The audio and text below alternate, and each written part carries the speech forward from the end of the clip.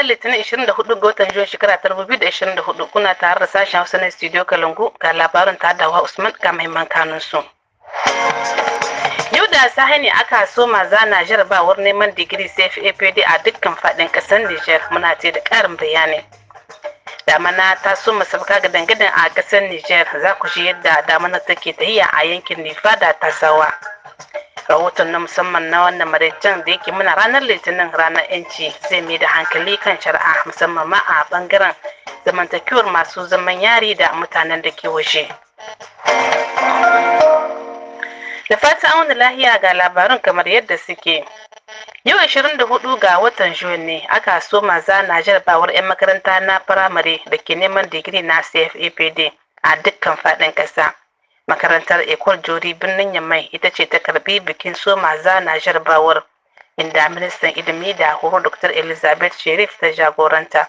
Ga dai Sa'adatu Galadima Aishatu Magaran shugabar juri na Ecole Jori a cikin firarsu da Alheri Haruna Garba.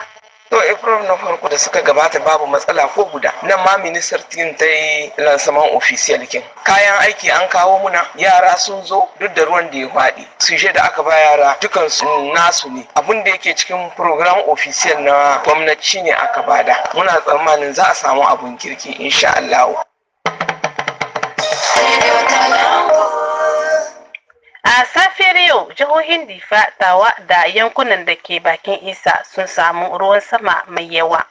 A cewar daraktan ma'aikatar hasashen yanayi yankin Difa ruwan sun yi yawa inda suka kai milimita sama da 79.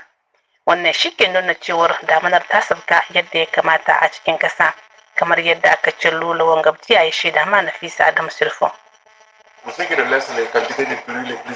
Game da ruwan sama da aka samu, an samu ruwa sosai a yankin Difa tare da milimita 79.3. An kuma samu milimita 50 a cikin yankin. Mai nasu ruwa a Gunjin an samu milimita 49. An samu ruwa sosai a yankin Manga, abu mai kyau. An san damuna tana farawa ne a ƙarshen watan Juni da farkon watan Juli, abinda ya zo daidai da hasashen. Game da yammacin ƙasar, mun samu ruwan sama da basu da ƙarfi a Tawa da Kwani, amma mun samu milimita 46 a Yamai. Gaya mun samu milimita 27. Yankin Tilaberi da Yamai sun samu ruwa. Yanzu ba za a samu tsaikon sannan za a same su akai-akai. Wannan ke tabbatar da cewa damina ta sauka. An soma samun ruwan na farko a Difa a kwanaki 15 na wannan watan da muke. Daga wannan lokaci manoma suka yi shuka cikin ƙauyuka 400,000 da jihar ta kumsa 83 duka sun yi shuka. Daraktan ma'aikatar gidan gona ta jihar Difa Alma Alhassan ya yi jin hankali ga manoma ga kuma abin da yake cewa da Amani Musa ya haɗo mana.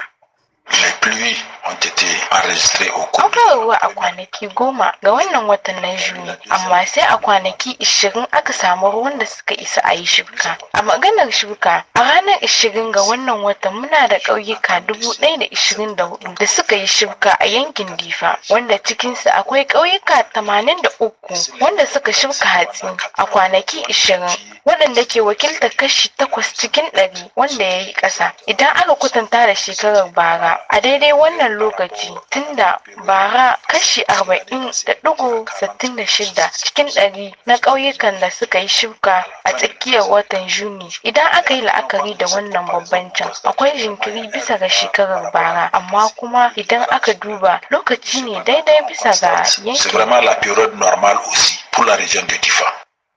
Muna dai a fannin na damana, lokacin damana na tafiya da yawan ambaliyar ruwan sama a Tasawa da ma sauran yankunan ƙasa domin gudun irin ɓannan da ruwan suka yi bara da kuma rigakafin ko ta kwana. Shugaban da'irar Tasawa Mansur Rabi'u ya yi jan hankali ga al'umma kamar yadda shaida ma Musa Saleh. Farkon dai sai mu ce alhamdulillah, kenan akwai matakai waɗanda ya kamata mutane a ɗauka. Na farko dai a yi ta'adda yadda ta fara haka da manan Allah ya sa mu ga wucewar ta haka lahiya, kuma Allah Allah ya sa mata albarka, Allah ya ba mu abinci mai albarka. Matakai wanda ya kamata a ɗauka musamman karkara gami da yara wani wankan tauki, saboda wani bi muna wani garaje shigi kwata na san ga halin da take ciki sai in rihe ido in zo da ni da ɗiyan gaba ɗaya sai mu zo mu kwanta ciki. Kenan ya kamata wannan abubuwa mu dan rika kiyaye su. Matsaloli ne wanda an sha huskanta su can baya ma, wanda yau ka tabbata da hanyar ruwa ce idan kai na bisa. Mun sani sarai fa ruwa ko shekara nawa akai hanyar nan ta ruwa, in ruwan nan ya zo da karfi sai ya nemi hanyar shi. Kenan sai a kiyaye. Akwai lokacin da hakkarruka aka ba mutane dan su bar wannan wuri inda ruwa ke musu banna, amma a ƙarshe wasu sai da kararrukan suka dawo wurin suka zauna. To jama'a ya kamata mu kiyaye.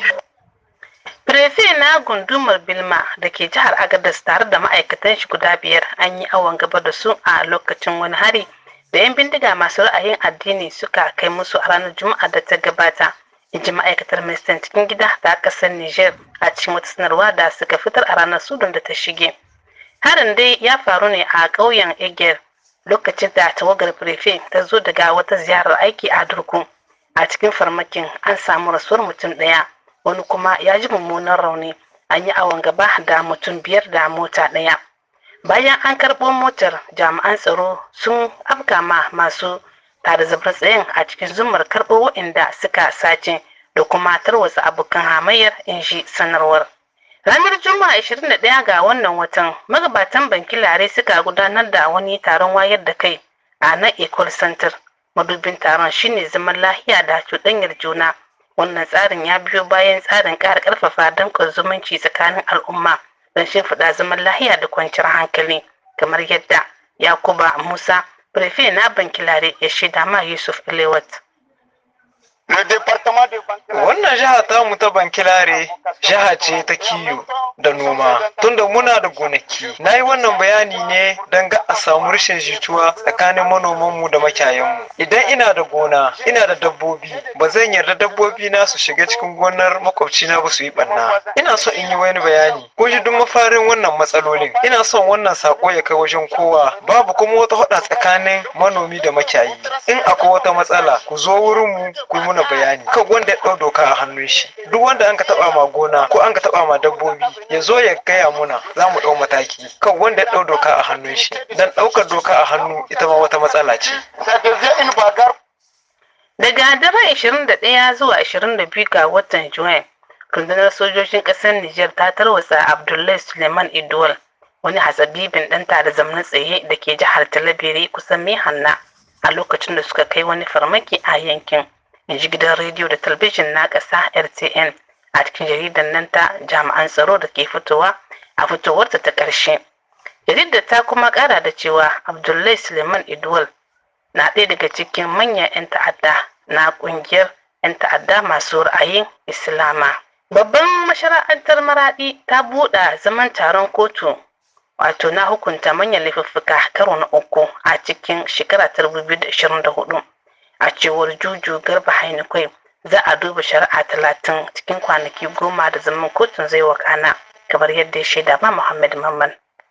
Wannan zaman shari'a ya shafi batutuwa 30 da suka rarrabu bisa matsayin su. Muna da misalin fyaɗe 12 da yankurin fyaɗe bisa yara 'yan ƙasa da shekaru 13. Su ne fyaɗe masu muni sosai da ake iya hukuntawa sosai. Mutumin yana iya yin zaman kaso na shekara 30. Akwai bugun kawo ka guda 7, sata da makami guda 5. Ma'ana babban laifi ne da ake aikata da daddare tare da gungun mutane da kuma ɗaukar makami da dai sauransu. A cikin ra'ayoyin doka 309 na kundin shari'a muna da batu guda na gobara, ma'ana mutane da suka tada gobara da ganga a cikin gidaje. Akwai kuma kashe jariri guda 3 da kuma haɗa kai domin yin kisa, shi kuma al'amari guda.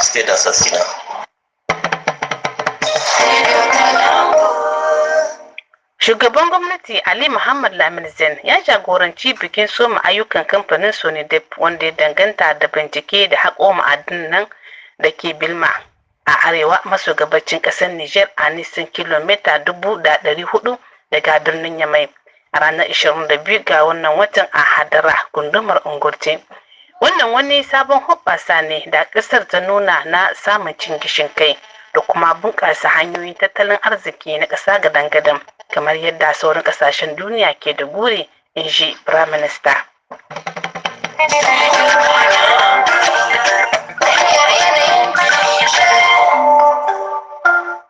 A yanzu sai rahoton na musamman. Mutane da dama musamman ma waɗanda suke da 'yan uwa a gidan yare ba su san ba takamaimai yadda za su tattauna tsakaninsu da danginsu. Haka zalika 'yan kasan ma ba su da masaniya kan yadda za su tattauna da waɗanda ke waje. Shin ko ina mafita kan wannan al'amarin?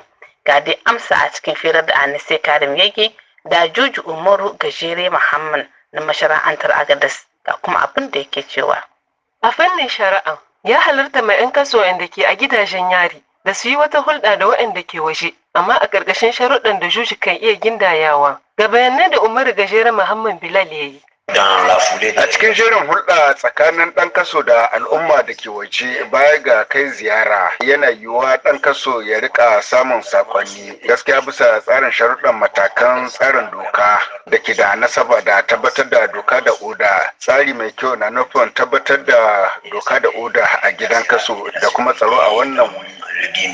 A ƙarƙashin wasu sharuɗan daban kuma, wayanda ke gidan kaso kan iya juya wasu kuɗaɗe ko karɓar saƙonni da yin wata harka da ta shafe su, a cewar Umaru Gajere Muhammad Bilal. Yan kaso suna iya aika kuɗi ko samun kuɗi kamar yadda ayar doka mai lamba 36 na dokar tsarin gidan yari ta tanada, kenan dokar shekara ta 2017. Kwalaye amma bisa izinin shugaban gidan kaso kuma bisa idonsa ana sanar da su da muhimman abubuwan da suke faruwa a cikin iyalansu duk bisa matakan da doka ta tanada. Idan akwai mutuwa ko rashin lafiya mai tsanani na ɗan kaso dole a sanar da iyalansa nan take. Wata hulɗa ce kuma tsakanin ɗan kaso da waje. Baya ga rubutattun wasiƙu da 'yan kasa kan iya karɓa ko aikawa, ba sa da ikon riƙe wayar hannu, cewa da salula, idan ba da wani izini na musamman ba, a cewar Umaru Gajere Muhammad Bilal, mataimakin lauyan gwamnati. Ayar doka mai lamba 37 ta tsarin gidan kaso tana amincewa da amfani ko riƙe salula ko duk wata na'urar sadarwa daga wajen ɗan kaso cikin gidan yari, amma ya kamata da wani izini na musamman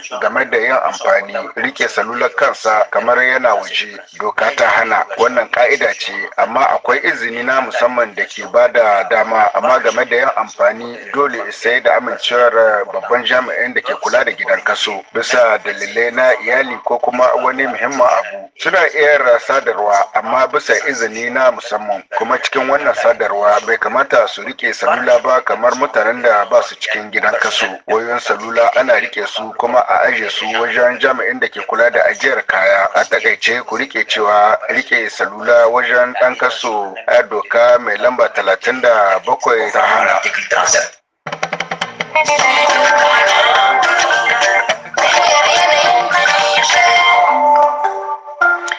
Nan da muka zo ƙarshen labarin na sashen Hausa na wannan maraicin, amdadin Amin Hassan ta haɗa mana sauti, abokan aiki kuma suka haɗa rahotannin. Ni Hawa Usman da na gabatar nake mana fatan alheri, sai gobe a daidai wannan lokacin abokan aiki na tare sabbin labarai. Allah mana alherinsa. Kuna iya sake sauraron labaru da rahotannin musamman ta hanyar kiran lambar 325 layin Airtel kyauta har sau 5. Za a cire muku dala 3 idan kuka wuce haka. Sauran shirye-shirye akan manhajar Studio Kalangu da kuke iya saukewa ta Play Store.